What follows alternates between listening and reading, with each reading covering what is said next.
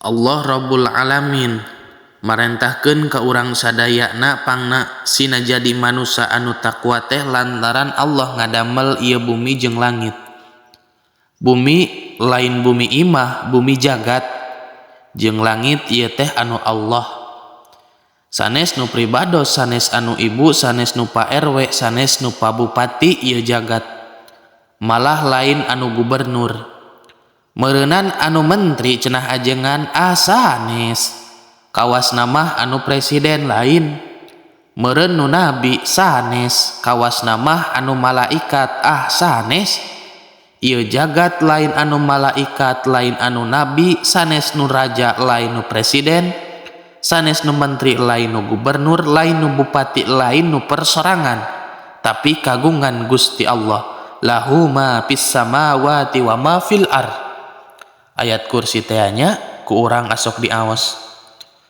Komo ari aya dademit mah nya, da ayat kursi teh lolobana mah dijieun panglay we keur nyingkahkeun juring. Meunang nyieun saha atuh cenah ajengan ieu jagat teh? Meunang nyieun nu bogana, ceuk saha? Ceuk nu bogana Allah Rabbul Alamin. Pangapunten kaum ibu sadayana, urang Eropa jeung urang Amerika mikir tiba heula keneh dugikeun ka ayeuna. Ti meme Islam datang dugi ka dinten ieu can enggeus mikirna teh. Saha anu bogana ieu alam dunia, saha anu nyieuna iraha rek ruksakna, kumaha ngaturna keur dipalikir can tamat tepi ka mastakana bararotak. Eta teh ti memeh datang Islam. Nah cenah ceuk Allah bejaan Muhammad watir itu jalma anu ngagolak otakna palalinter, tapi can nyahoeun saha anu nyieun ieu jagat jeung saha anu bogana. Bejaan kumaneh. Pok wae Allah ngadawuh, huwallazi ja'ala lakumul ardo. Anjeunana anu geus nyieun ieu ardo. Ardo teh jagat eta teh. Bumi ardo teh. Bahasa Quran eta teh. Ari bahasa fakultas bahasa ITB na mah arde. PLN sok nyebutkeun nya arde cenah ceuk PLN.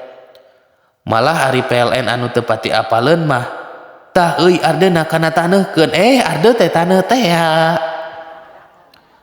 Ceuk Allah teh anjeunana nu geus nyieun ieu ardo, nu geus nyieun ieu jagat. Keur naon Gusti ieu dijieunna jagat teh? Lakum ceuk Allah aranjeun kabeh manusia anu takwa. Allah ieu teh anu ngadabelna teh anu nyieunana teh. Sabaraha taun cenah ajengan ieu nyieun alam dunia Gusti Allah teh? Benten sarang ibu mah pan nyieun comro ge aya jamna dalulan ceuk Allah enteng alabatan ngadahar deeng.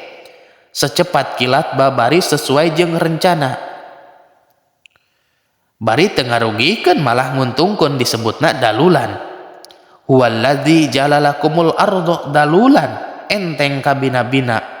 Dalulan teh babari cepat kilat tapi sesuai jeung program teu ngarugikeun malah nguntungkeun. Eta disebut dalulan. Huwallazi ja'ala lakumul ardo dalulan.